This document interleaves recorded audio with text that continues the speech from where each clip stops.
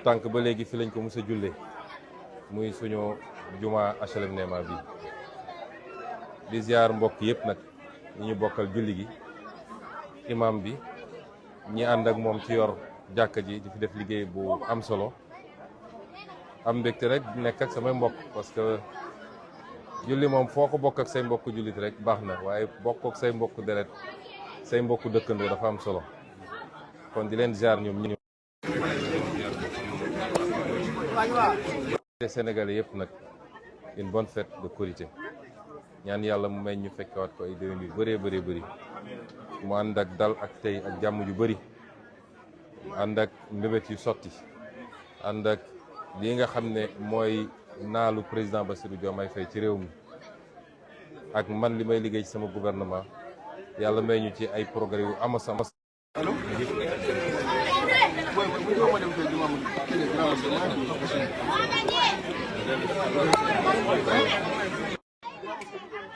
dafa am yoo xam ne borom bi subhanahu wa taala daf ko teel a ŋàññ wala mu sib ko wala mu araamal ko sax ndax day yàq ci société lu bëri yëpp nag day jëm ci yéene boo seetee li mu wax yëpp day jëm ci yéene li jóge ci xol dem ci xol moo tax wax na ci lu jëm ci kañaan wax na lu jëm ci soxor wax na lu jëm ci njort bu ñaaw loolu defe naa tey ku xool Sénégal ni muy doxee di nga xam ne bëri na lu yàqu looloo ko yàq ku xëy xool ku la neex jotewu leen dara nga fenk lu la neex ci moom teg ci deram bis bu ne yaa ngi xool foo koy jaare ba gis lu ñaaw wala lu bon ci moom teg ko moo tax xutba boo xam ne xutba d'actualité la bu méngoog suñu jamono kon ñu ko ci gërëm ñu ko ñaan yàlla mu yokk xam-xamam yokk wér-gu-yaram ba liggéey bi mu taxawee mun koo continuer ànd ceeg mboolem seen ñi yor jàkka ji bu loolu weesoo nag ma bëggoon a délivrer message bu ndaw askanu Sénégal ndax dafa am liggéey bu ñu sumb ma yàgg a wax nag ni liggéey bi du suñu liggéey liggéey bi bu sottee Sénégal yëpp la sottee liggéey bi bu doxee Sénégal yëpp la doxal bu progrès amee ñëpp a koy bokk progrès mënul am ma bokk ak waa HLM Néma kese wala waa sama kër kese waaye Sénégal yëpp a koy gis moo tax démocratie nag kujje mënu cee ñàkk démocratie ak kujje ñoo ànd société mënoo muusa kiwaane ba ñëpp dëppoo xalaat dina am ñu gisul ñu bokkul gis-gis ak ñi ca des ñu ne nag ci société moyen bi gën a yomb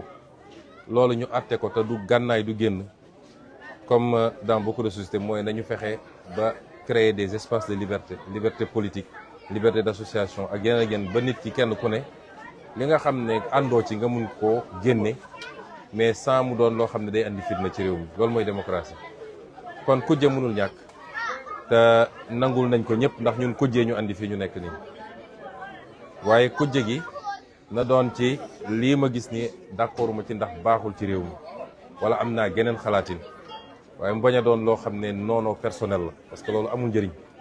te koy def it du la yóbbu fenn soo seetee da lay gën a wàcc rek mooy li imam bi wax léegi waaye ki nga xam ne li ngay def sell na ci yow li ne sa xol sell na yàlla koy mottali boppam te yàlla xam ne lu ne ci xol yi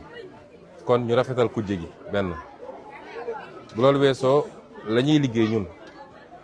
dañoo xeex fukki at am lu ñu waxanteeg Sénégal yi wax ji weesuwul patriotisme mooy bëgg sa réew bëgg sa réew nag dafa yaatu waaye li ci gën a gàtt mooy saa su ne nañu xool lan mooy njëriñu réew mi balaa ñuy seet suñu njëriñ individuel buñ demee ba xam ne lii ma bëgg bu ma ko amee man it du njëriñ ci réew mi ndax nga war a choisir li gën ci réew mi patriotisme day dugal it kenn ku ne li nga xam ne moomoo ko wala mbooloo mee ko bokk nga maandu ci ba doo ci jël loo moomut kenn ku ne boo demee ba war a xaatim dara donte yaa ngi ko war a xaatim sa digganteeg waa bitim réew donte andi nañu alal gu dul jeex mais mu leer ne lii may xaatim ñee jóge fële lañ ci am waa Sénégal duñ ko ci am nga ragal ci sa borom seet ci askan wi rawatina ndaw ñi nga xam ne ñoom ñoo tax ñuy liggéey tey xale yu ndaw yi nga ne lii duma ko xaatim loolu dam ko tënk rek mais gën naa yaatu loolu suñu xeex weesuwul souveraineté mooy ñu fexe ba réew mi ñu téye ko ndax réew moo xam ne koom gi boo ci jëloon téeméer juróom-ñett fukk yi wala juróom-ñaar fukk yi nekkul sa loxo réew moom da nga faa dëkk rek waaye moomoo ko te loolu lañ fi fekk ci suñuy ressources naturelles ci suñuy marché public ak yeneen ak yeneen. ñu ne donc loolu bokk na ci di gën a xóot ci li taxoon ñu jóg ñu ngi ci nag defe naa kenn ku ne gis na jéego ñu ciy teg. souveraineté dafa am solo mooy tax nga mën a jël say décision te kenn du la imposer. démb gis naa ci benn article ñu ne benn réewu Europe dafa ne ñun loi bi ñu woote temps yi la jëmale ko ci li may bañ a tudd métti na leen métti goo xam ne nee nañ seeni financement sax ba matul dañ koy dagg. ma ne bu ma delloo Dakar dinaa proposer ñu bind ko ne ko yow ak sa financement yëpp dem leen ngeen bàyyi ñëw suñu réew ñun ñu compter li ñuy def mais loolu dafa am lu mu ànd ak la souveraineté a un prix man foofu laay waxee ak Sénégal yi souveraineté dafa am njëg olof dafa ne ki ëmb sa sànqal moo ëmb sa sut ki ëmb moo ëmb sa sutura bu dee yow dañ lay abal ay gët fañ lay joxoñ ngay xool moo tax combat souveraineté boobu ñun Sénégalais yi ñoo ko war a porter te liggéey moo koy andi wàññi coow li wàññi xiroo ngaayo gi te jublu ci liggéey réew lu koy changer structurellement en profondeur du mbirum ñetti weer du mbirum ñetti at waaye li am solo mooy est-ce que ñi ngi teg mbir mi ci yoon fan lañ jëm dans 5 ans fan lañ jëm dans 10 ans loolu moo ci am solo kuy tabax kër boo xoolee fondation bi ñu ne la 10 étages ñu war a tabax boo ñëwee gis fondation xool fer yi ñu ci def xool béton bi ñu ci def di nga am yaakaar ni kii mun na dem 10 étages kon nañu ànd ak tey ak dal te ñu jëm ci liggéey parce que chance bi bu ñu rëccee lii nga xam ne refondation Sénégal la refondation structurelle moo tax man waxuma alternance dama ne alternative loolu dafa laaj ànd ak tey ak dal ànd ak résilience ak endurance ñu jublu ci liggéey bi li ñu dëgmal nag changement structurel boo gis dafa ànd ak léeg-léeg ay soubresaut ni nga ko xalaate woon yëpp mën na bañee dem ne noonu te li ci ëpp ci nit la du ci gis-gis bi du ci programme bi mais ci nit lay doon waaye loolu daf ñu war a gën a renforcer boo xoolee àdduna bi yëpp réew yëpp day am li ñuy wax révolution am contre révolution am seconde révolution yooyu yëpp day am parce que doo ñëw rek lépp ñoŋe maintenant à la pratique ngay gis di noddanti muy ci nit ñi muy ci doxalin bi muy ci jëfin bi waaye li am solo mooy est-ce que fondamentalement li taxoon ñu jóg changé na ci suñu gis-gis suñu gëm-gëm ak suñu jéego yi ñuy dox loolu moo ci am solo kuy natt foofu nga koy nattee donc souveraineté lu am solo la àdduna boo xoolee ni mu doxee ak crise mondiale yi am gis ngeen tey li xew diggante Iran ak ñi ko song li xewoon diggante Russie pétrole bi léegi egg nañ presque $110 baril loolu yëpp lay changé engrais sax pour nga am ko léegi dina jafe ci mbay mi te jamono jooju moo tax keroog ma annoncé ni dañuy delloo siwaat ICS ba moom ko ndax ñoo ngi dem importer engrais Russie di ko importer ci réewu naar yi engrais azoté beeg ñoom seen te jamono jooju amoon lañ ko mën a defee fii ñu koy génne di ko yóbbu ci yeneen réew combat souveraineté boobu man ci laa woo Sénégal yi ñu def bloc derrière le gouvernement si on gagne ce pari là Sénégal dem na définitivement donc suñu gagné pari boobu le troisième élément bi di ñëw mooy prospérité mooy fexe ba alal gi parce que alal balaa nga koy séddale da nga koy dajale il faut d'abord nga dajale alal doo ko mun séddale waaye fu dara newul mënoo séddale kon suñu créé prospérité bi doog a xalaat nag séddale mu doon séddale gu mandu mooy du féete boor duñ ko jox ñenn rek ci Sénégalais yi parce que ñoom ñoo am possibilité jege kilifa yi wala ñoom ñoo am entre gens wala ñoom ñoo mën a def seeni manipulation nañu fexe ba Sénégalais bu nekk ba ci génération yi ñëwagul sax mooy loolu ñu naan fonds intergénérationnel nga am loo comp denc foofu ba génération yi di ñëw dinañu am benn couverture du mujj bi nag mooy justice réew bu amul justice mënul dem justice nag lu yaatu la justice ci activité économique yi justice ci société bi justice ci état bi mais réew mu amul justice mënul dox mooy kenn ku ne bu dee wàcc nga yoon ba mu fës ni wàcc nga yoon li bon mooy ñuy fenkal nit ay dossiers yu amul waaye nit ku wàcc yoon ba mu leer ni wàcc nga yoon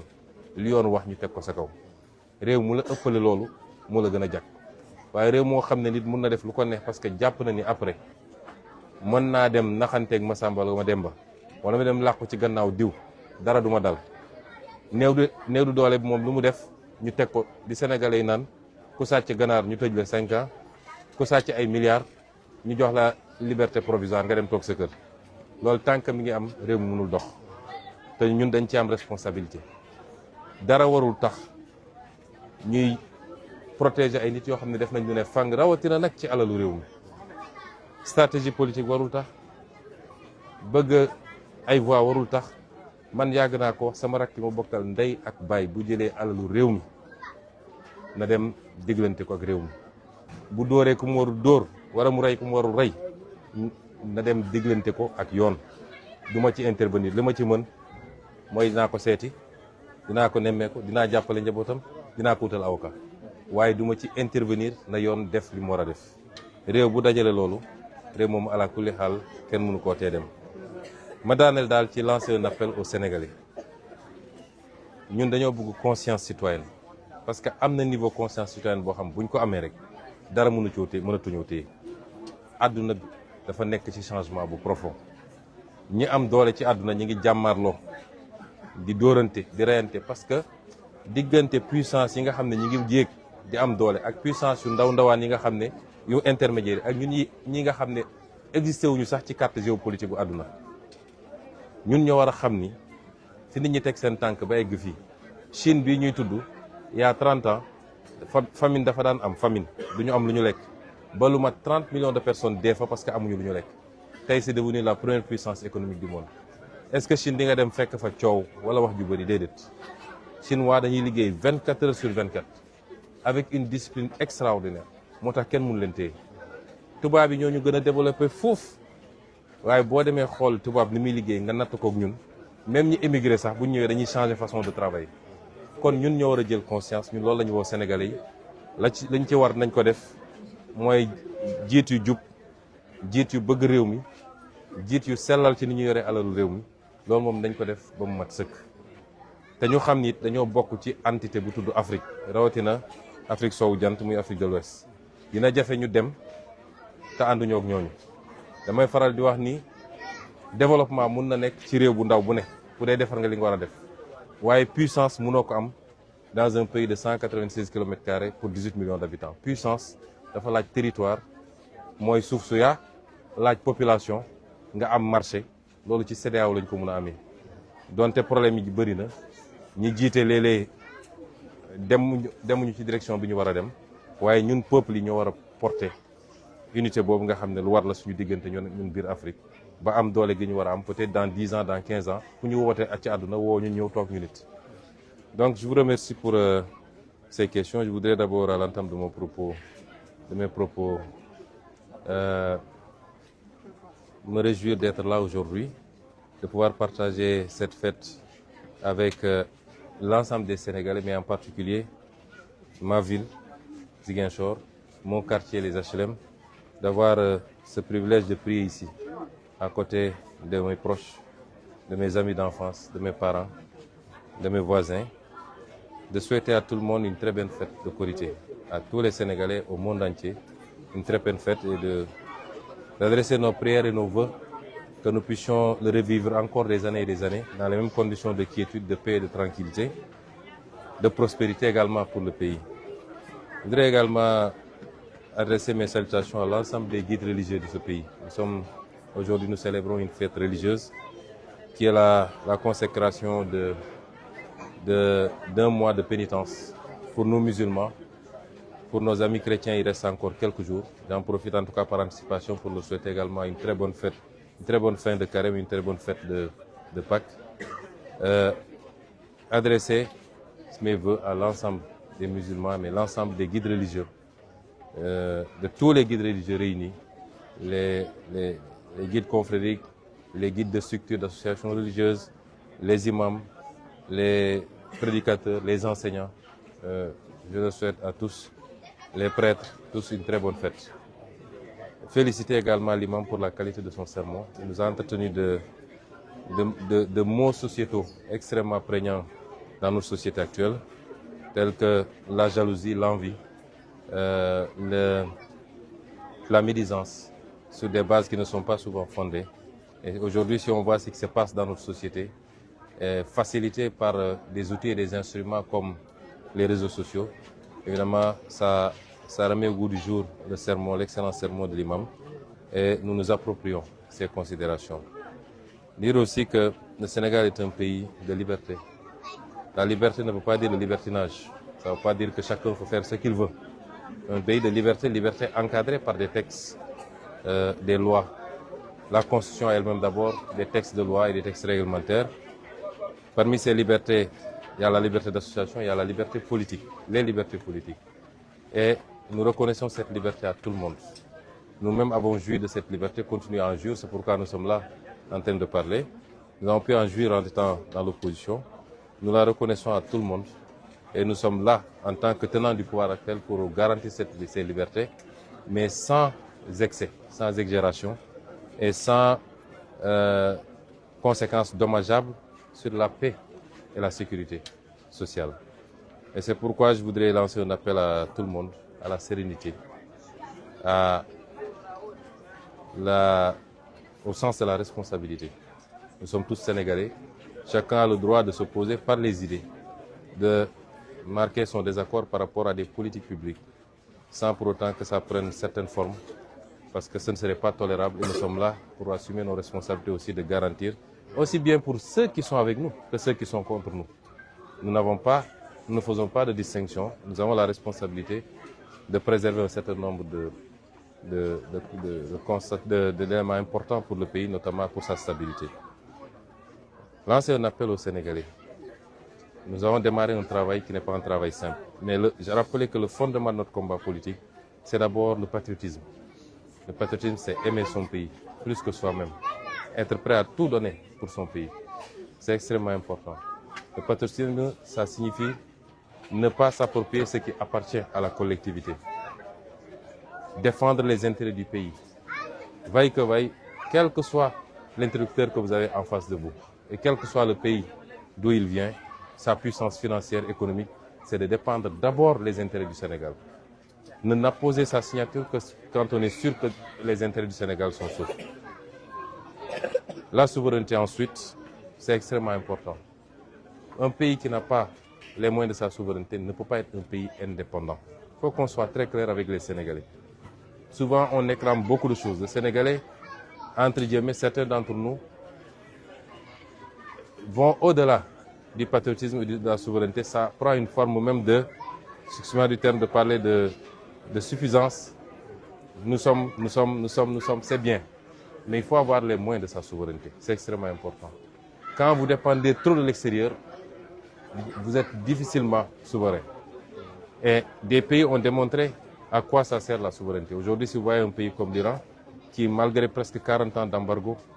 de toutes sortes de persécutions, résiste encore, c'est que l'Iran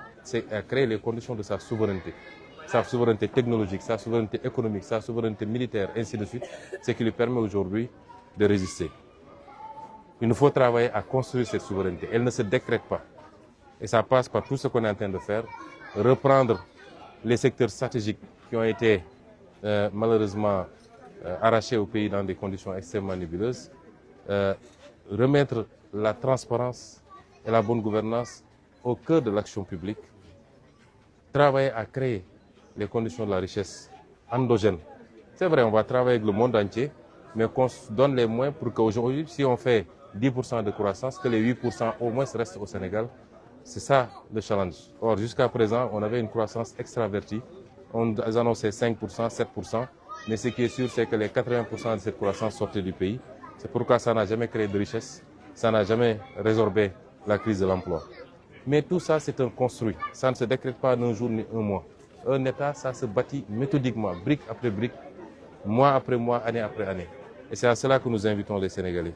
Et ensuite, la création de la richesse, comme je l'ai dit tout à l'heure. Il faut créer d'abord la richesse avant de la distribuer. Un pays qui est surendetté,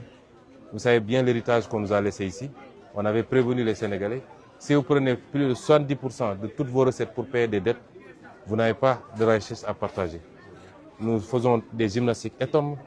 pour continuer à garder un certain nombre de facteurs stables, payer les salaires, diminuer le coût de la vie, ainsi de suite. Vous ne pouvez pas imaginer les efforts que nous faisons, mais nous devons tous nous ceindre les reins pour travailler à créer de la richesse, nous débarrasser de cette dette qui est un poids, Mais c'est tous ensemble qu'on va le faire. Ce n'est pas le président de la République, ce n'est pas le Premier ministre. C'est tous ensemble qu'on va travailler à le faire. Ça, c'est extrêmement important. Et enfin, la justice. Un pays sans justice est un pays forcément sous-développé. La justice est au début et à la fin de tout processus de développement. Même les investisseurs, l'un des premiers indicateurs, à part les infrastructures, le coût fiscal, la justice vient même avant le coût fiscal. C'est de dire, est-ce que mes investissements seront sécurisés juridiquement si j'investis des milliards dans ce pays? Donc la justice, elle est importante et ce chantier n'est pas encore entamé, à fortiori finalisé. Les mêmes tares que nous dénoncions sont encore là et il est important que la justice s'applique de la manière la plus transparente, mais la plus égale également à tous les citoyens. Tous les citoyens. Si il est établi que la loi a été allègrement violée, il faut que la justice, avec des preuves concrètes, des procès équitables, pas des dossiers fabriqués contre X ou Y, à partir de ce moment, quel que soit le rang de la personne, il faut que la justice puisse s'appliquer. Et il y a aujourd'hui des dossiers qui sont en latence, qui attendent depuis longtemps et qui ne sont pas traités de manière conséquente. Et c'est pourquoi aujourd'hui le peuple n'y croit plus tellement à une bonne application de la justice. Et c'est un chantier qui nous interpelle tous. En ce qui me concerne, malheureusement, en fonction, dans les limites de mes pouvoirs, je fais ce que je peux. Mais c'est un chantier qui interpelle tout le peuple sénégalais, qui interpelle le gouvernement, qui interpelle la justice elle-même, tous les acteurs de la justice, et nous devons y travailler. Et enfin, le message panafricain. J'avais depuis 10 ans, je dis aux gens qu'il est possible d'être développé, même en étant un petit pays. Mais il n'est pas possible d'être puissant. Or, ce qui se joue à travers le monde aujourd'hui, c'est des puissances. Mon rêve, c'est de voir l'émergence d'une puissance africaine. Et je pense que l'Afrique de l'Ouest a tous les atouts. Il y a une certaine intégration culturelle entre les Africains de l'Ouest. Une forte mobilité des populations. Il y a des identités fortes, des identités similaires à travers tous les pays de l'Afrique de l'Ouest. Nous avons pu mettre en place une organisation qui est celle qui fonctionne le mieux parmi les organisations sous-régionales en Afrique, qui est la CEDEAO. Et un petit cadre qui nous concerne, nous, lui ou moi. Tous les ingrédients sont là. Il faut que le leadership politique porte ce plaidoyer, mais en attendant, il faut que les peuples, parce qu'une intégration des leaders sans les peuples n'est pas une intégration. Et moi, je rêve sur les 20 prochaines années de la construction d'une puissance sous-régionale, africaine, panafricaine, qui nous permette de compter sur le plan économique, sur le plan politique, mais également sur le plan militaire, là où les décisions se prennent, qu'on puisse être siégé également, pour que l'Afrique ne soit plus ce parent pauvre de la scène internationale. Donc je vous remercie pour votre intervention. D'abord, à quand la réhabilitation du pont Imbadian et l'ouverture de l'aéroport de Ziguinchor? La deuxième question, c'est les 3 bien sûr, soldats qui sont décédés au nord Sindian. Aujourd'hui, quel commentaire faites-vous bien sûr de cette actualité? Pour l'aéroport de Ziguinchor, en venant, j'avais même voulu atterrir à l'aéroport. J'avais demandé au ministre des Transports et au ministre des Infrastructures de voir est-ce qu'il était possible d'atterrir à Ziguinchor. Ils m'ont dit qu'ils sont en train de faire la dernière couche d'enrobé et que l'engagement qui a été pris de livrer cet aéroport en fin avril sera, Inch'Allah, respecté. Nous sommes tous pressés que cet aéroport rouvre et ça permettra de faire les travaux sur la route de Cap Skirring de manière beaucoup plus sereine. Mais je crois que les ministres vont respecter cet agenda-là et que bientôt cet aéroport sera réouvert, Inch'Allah. Pour le pont Émile Badian, nous avons inscrit cette année dans le budget. Vous savez, nous avions lancé le marché. Une entreprise, un consortium entre une entreprise chinoise et une entreprise sénégalaise avait gagné le marché. Mais malheureusement, la situation de la dette et la suspension de notre programme avec le FMI a fait que le financement qui devait être donné par Exim China, ils ont considéré qu'ils attendent l'évolution de nos discussions avec le FMI. Et j'ai dit on ne peut pas attendre. C'est pourquoi j'ai parlé tout à l'heure de souveraineté. Vous voyez là où c'est important d'avoir sa souveraineté. Ma stratégie, si Dieu nous aide, c'est que tous nos chantiers stratégiques, qu'on n'attende plus un financement de l'extérieur. C'est pourquoi sur le budget 2026, j'ai inscrit 30 milliards de crédits pour qu'on finalise des études et que la pose de la première pierre puisse se faire le plus tôt possible cette année 2026 et qu'avec partenaires ou sans partenaires, nous puissions commencer avec nos propres moyens. Nous sommes en train de travailler à ça et je pense que bientôt on viendra faire la pose de la première pierre. On a dit aussi que nous ne voulons pas, la doctrine du président c'est de dire, partout où on fait la pose d'une première pierre, le lendemain la deuxième pierre doit être posée. Ce que les gens faisaient, on vient, on fait des cérémonies, on pose la première pierre et puis les gens disparaissent pendant 5 ans. On ne veut plus de ça. Donc si on vient pour poser la première pierre, c'est qu'on doit commencer les travaux. Et c'est pourquoi nous sommes en train de finaliser. Nous sommes conscients du danger, mais nous y travaillons. Enfin, pour la question que vous avez soulevée, je voudrais d'abord présenter mes condoléances aux familles éplorées. C'est toujours des pertes entre Sénégalais. Quand vous voyez la liste des soldats qui sont tombés, il y en a de toutes les zones du Sénégal. Il y en a 2, je crois, qui sont ici de la Casamance, Oufali Sonko et le Badji. Il y en a qui sont d'autres zones du Sénégal. C'est des pertes douloureuses. Certainement, de l'autre côté, il y a des pertes peut-être plus importantes, mais c'est tous des Sénégalais. Je voudrais réitérer ici ce que j'ai dit depuis longtemps. Si vous vous rappelez, lors du meeting de Bignona en 2019, j'étais candidat à l'élection présidentielle. J'avais réitéré que si nous sommes élus, nous ne pouvons pas tolérer qu'il y ait une zone d'exception au Sénégal. Aucun centimètre du territoire sénégalais ne constituera une exception. Et que nous nous donnerons tous les moyens. Notre souhait, c'est dans les plus brefs délais d'en finir avec cette histoire, mais dans la négociation, le consensus et la paix. Nous sommes très avancés avec certaines factions, comme vous l'avez vu. Moi-même, j'ai été à Bissau pour parapher un accord. Et sur ces zones-là, tout est calme. Nous les encourageons à continuer dans ce sens-là et à sortir de cette situation, à revenir dans la vie civile, réintégrer la société. Et l'État est là pour accompagner. Beaucoup de mesures ont été prises pour les États civils, faire leurs papiers pour eux et leurs familles, les accompagnements pour leur permettre de s'insérer dans la société. Globalement, c'est devenu résiduel. Et ce n'est plus une affaire d'indépendance, c'est une affaire de culture de cannabis. Les ratissages de l'armée, ils sont pas face à des revendications irrédentistes, ils font face à des zones, des périmètres consacrés aujourd'hui à la culture du cannabis, laquelle récolte aujourd'hui est en train de faire des ravages au niveau des populations. De la Casamance et du Sénégal tout entier. Un État responsable ne peut pas accepter ça, c'est une question de santé publique. Et nous allons continuer à dire à nos forces de défense et de sécurité, à l'armée nationale, de faire le travail qu'il doit faire dans toutes les zones où il y a ces cultures pour qu'on n'ait pas des sanctuaires consacrés à ces cultures illicites et dangereuses pour la santé. C'est regrettable qu'il y ait encore des pertes en vies humaines. Et il y a eu une perte à l'issue de l'accrochage, d'autres c'est un accident. Mais nous nous donnerons tous les moyens pour qu'il n'en soit plus ainsi. Si les gens sont dans les dispositions de discuter, de sortir, parce que désormais c'est quelques groupuscules, ce n'est plus ce qu'on a connu ici quand on était enfant. S'ils sont dans les dispositions, nous leur tendons la main. J'ai toujours dit que je suis prêt à rencontrer, à aller partout, y compris à les trouver là-bas pour qu'on en finisse. Mais autrement, l'État se donnera tous les moyens, avec toute la rigueur qu'il faut, avec toutes les forces dont il dispose, pour sécuriser le territoire national et en faire un territoire pacifié, pour que les populations puissent revenir s'installer dans le cadre du plan Diomaye pour la Casamance, œuvrer à vaquer à leurs occupations, reprendre leurs activités économiques, leurs activités agricoles. Et c'est cela que je voudrais dire, tout en réitérant toutes mes condoléances aux familles éplorées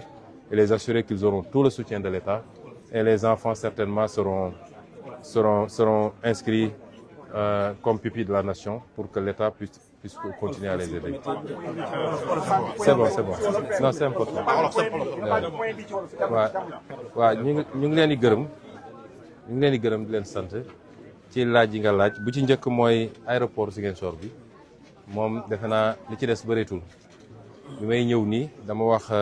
ministre Déthié Fall ak ministre Yankhoba Diémé ndax kii moo yor transport aérien kii yor infrastructure ne leen su ma sañoon di damay atterrir Ziguinchor directement bi ñu xoolee waat ma ne ma dernière couche enrobé bi parce que xam nga avion fu muy wàcc bokkul ak tali bu oto di daw donc couche yu bëri la ñuy def mu ne ma ci dernière couche bi la ñu nekk te bu soobee yàlla ñoom date bi ñu joxoon mooy maximum le 30 avril bu soobee yàlla d'ici là aéroport bi dina pare ñuy yaakaar ni dina amee noonu parce que xam naa ni ministre yu farlu lañu te liggéey bi ñu ciy avancé. ñaareel bi mooy pont Émile Badiane pont bi it ñun xam nañ li ci ne te jël nañu tous les engagements pour régler ko rapidement. defoon nañu bi ñuy doog a ñëw 2024 monter dossier bi lancer appel d'offre bi ba ñi ko gagné woon benn société bu Chine la bu ànd ak benn société Sénégal financement bi ñu waxtaanoon ak Exim China nga xam ne mooy seen banque export ba mu waroon ñu jox financement bi ay milliards yu bëri la nag ay centaines de milliards la te pont bi ñu bëgg a def pont bu mucc ayib la ndax day yóbbaale yoonu tooboor bi nga xam ne daanaka chaque 5 ans lu ñu defoon bi yàqu donc dañ koy defar benn defar boo xam ne dootul am problème mais dina yóbbaale lu bëri biir Ziguinchor ay travaux annexes yoo xam ne yenn yoon yi yenn artères yi léegi bi ñu defee loolu ba pare li ñuy wax la crise de la dette mooy bor bi nga xam ne nguur gi fi jóge bana ko fi bor bi feeñ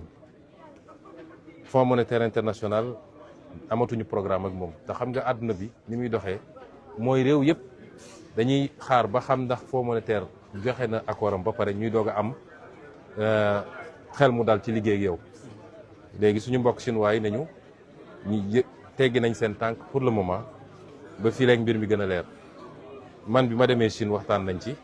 ba yu bëri fi mu ne nii ñoom ñu ngi koy bàyyi ndànk-ndànk boo seetee autoroute bi waroon jógee Mbour dem Kaolack libéré nañ financement bi programme forage ruraux itam libéré nañ financement bi amaana bi nañ libéré financement bi ci lu yàggul mais ñun dañoo dem ba jàpp ni sànq dama wax souveraineté mooy moom sa bopp lii yëpp ci ñàkk souveraineté la ndax réew yooyu ñoom suñuy defar seen yu mel ni soxlaw ñu dem uti ko feneen moo tax loolu laay njëkk a woo Sénégalais balaa nga naan naam ne fa le Sénégalais est très fier et c'est bien mais fierté ba dafa am lu mu war a ànd ak mooy nga mënal sa bopp.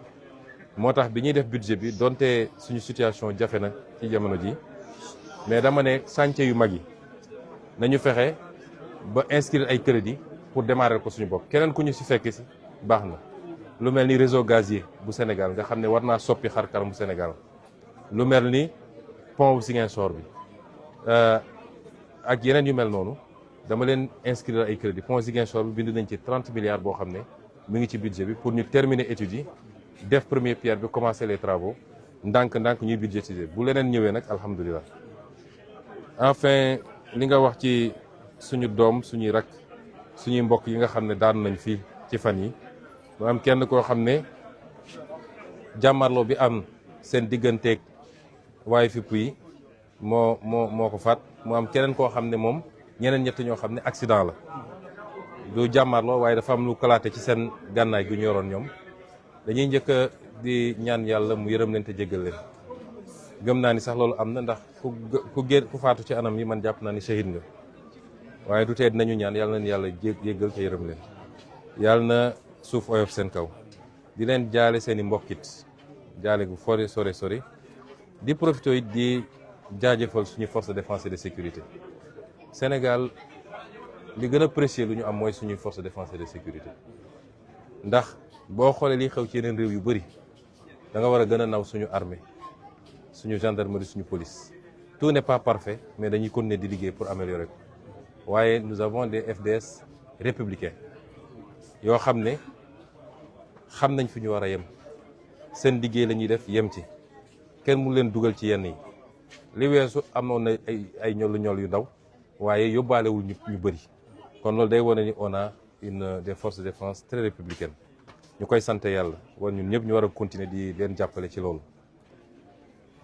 teg ci nag ni damay fàttali li nga xam ne mooy suñu principe de base wax naa ko fii bi ma ñëwee 2019 ci campagne bi en tant que candidat Bignona Sénégal dama jàpp ni sax réew mu ndaw a ndaw la suñ ko mënoon yokk ko kon du mus a wàññiku 196 kilomètres carrés dafa tuuti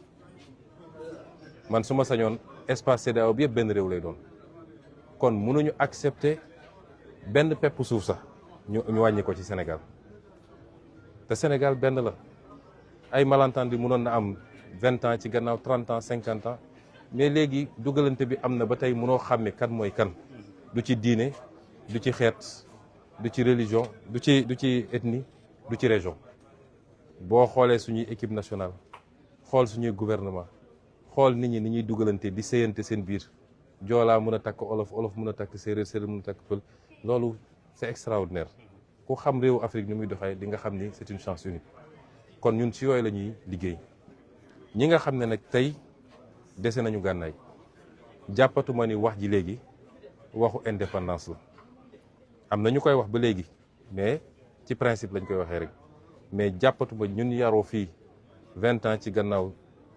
25 ans 30 ans ci gannaaw xam nañ ni mbir mi soppiku na bu baax li gën a andi problème mooy sinébar bi nga xam ne ñu ngi koy bay ci zone yooyu loolu nag nguur mënu koo nangu parce que sinébar dafa day lor suñu xale yëpp dem ba tàmm sinébar di ko muucu li muy yàq dafa bëri moo tax buñ ko defoon Bawol wala ñu def ko Ndar wala ñu def ko Fuuta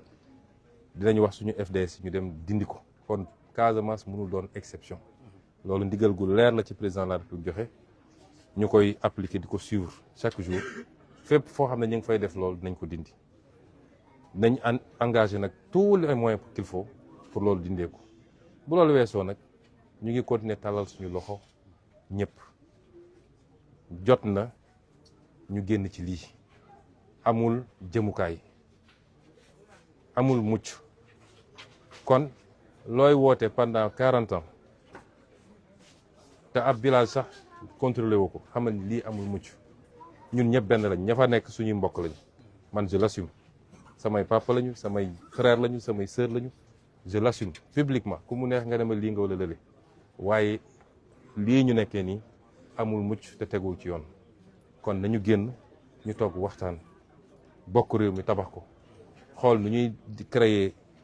unité bu gën a yaatu ci Afrique mais pas nu ñuy daggaatee réew yi kenn ku nekk am sa benn 50 kilomètres carrés amul njëriñ àdduna doxewul noonu souveraineté nag dafa am solo ci li may dellu si affaire pont bi moo tax ci loolu lay tëjee di ci continuer woo Sénégal yi ba ci la défense de nos valeurs culturelles souveraineté da ci am solo ndax da ngay gis réew moo xam ne day jox financement Sénégal démb gis naa ko ci réew bu ñuy wax xam nga Luxembourg la xam nga benn réew ci Belgique ne waaw roi bi ñu voté ci affaire ngóor jigéen yi naqar na leen ba bompul dañuy téye seen financement may leen duñ leen xaar ngeen téye ko sax ñun ñoo leen bind leen téye leen seen xaalis waaye message bi ñu ci war a jàngat ñun Sénégalais yi mooy li ñuy woote it il faut qu'on se donne les moyens mën koo doxal ba mu mat sëkk kon ñu leen gërëm di leen sant salaamaaleykum